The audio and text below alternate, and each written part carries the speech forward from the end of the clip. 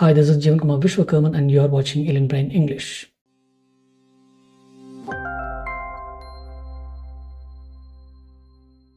After a long protest and day full of violence, just before the third round of talks about to be started, Dharmendra Pradhan, the Central Union Minister for the Education, have resigned his position.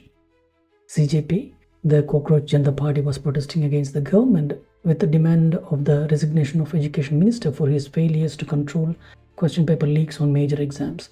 Government was postponing the decision to ease the protesters by other means, but none worked. As of now, at 4:40 p.m. on 24th of July 2026, this afternoon, the minister posted on his X account, formerly Twitter, stating his resignation was sent to the Prime Minister. Though it was not officially announced that he has resigned or his resignation was accepted. So protesters are happy and celebrating, but my look is not into that, but on why Dharmendra Pradhan suddenly resigned without any hint or explicit pressure from his party, even before and just before the third round talks are to be started with the protesters. He could have waited till the talks finish. Why so? I believe that this was a surprise attack or backlash or strike given to Narendra Modi by Pradhan, who was tried to be sacked by or leashed by Narendra Modi. Why Modi wants to sack Dharmendra Pradhan, there is another big theory, but for now shortly, Pradhan was acting or making decisions on his own and not taking Modi as his boss. Being both leaders are contemporary to each other and both are branded leaders of their own yard, Pradhan plays a lone wolf in some issues, of course, with the backing of Sankar, which would have or might would have harmed long-term visions of Modi, so Modi wanted him to be kept in line and teach him who's the boss. So there comes the CJP protest. Once again, whether the CJP protest is a Modi-backed drama or not is another debate. For now, slogan rose against Dharmendra Pradhan, he was put into pressure for sure. But I entirely believe that it was not or might not have been the idea of Modi to remove Pradhan from his position, but only to remind him his position and who's the boss, because any minister's resignation would dent the brand that Modi government managed to build all these years.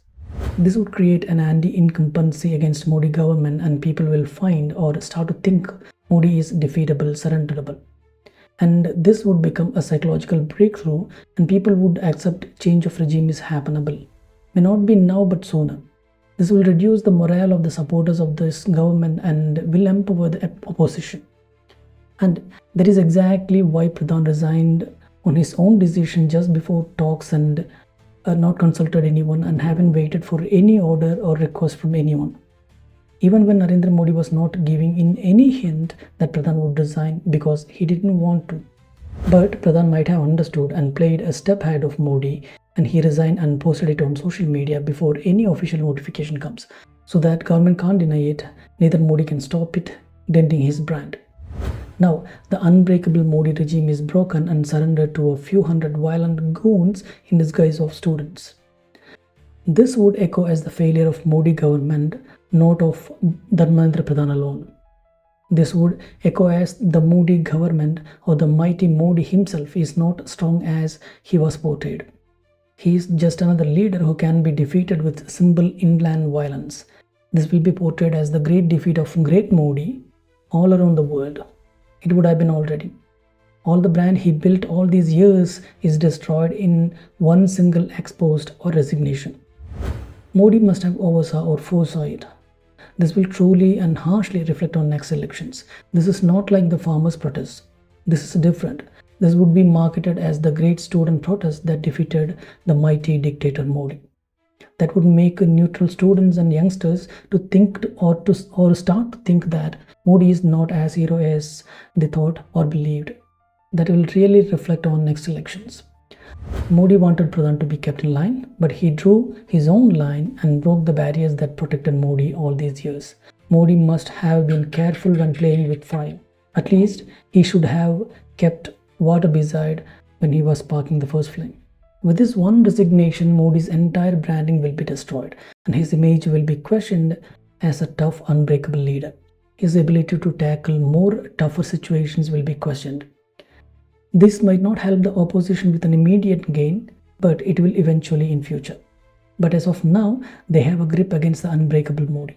Hereafter, the Modi chants will be only raised with lesser effort as his own kins would question their own belief. This will echo around the world that a few hundred students defeated Modi in just a month. India is not safe for students and youngsters under Modi regime, and they took over the things in their hand. This will give license and courage to other youngsters' movements to behave violently like in Nepal in the future to get their demands fulfilled, as it succeeded now.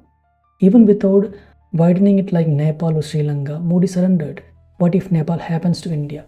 That will be the thing or the question in their mind. This is the masterstroke or backlash Pradhan gave to Modi, who tried to keep him in chain and teach who's the boss. Pradhan said, "Oh yes, is that so? Let me show you who's the boss here. You want my resignation? Here it. Have it." One resignation, he blew all Modi's vibrant, clever plans into ashes. And this resignation will send a wrong message to everyone, even the hardcore believers of Modi and neutral political spectators. Modi brand will be at stake.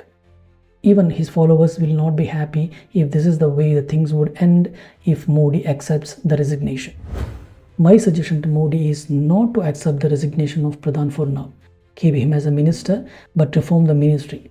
Talk to the students directly that his overseeing will be there for the time being. And Modi should invite the families of victims of NEET suicides and talk to them and give them assurance that he will manage things carefully from now on, and thus giving assurance to other students. That will ease the real students. Maybe the protesters will continue to do violence as protest. But if the real NEET students stand with Modi, then the protesters will be left as violent goons who act against the actual need of the real students. That is what Modi have to do and prove for now. Meanwhile, Modi have to set up new age systems for examinations and violations. But instead of this, if Modi accepts this resignation officially, that will be the first nail on the coffin of Modi's regime. Let's see what happens. This is Jeevan Kumar Vishwakarman and you were watching Alien Brain English.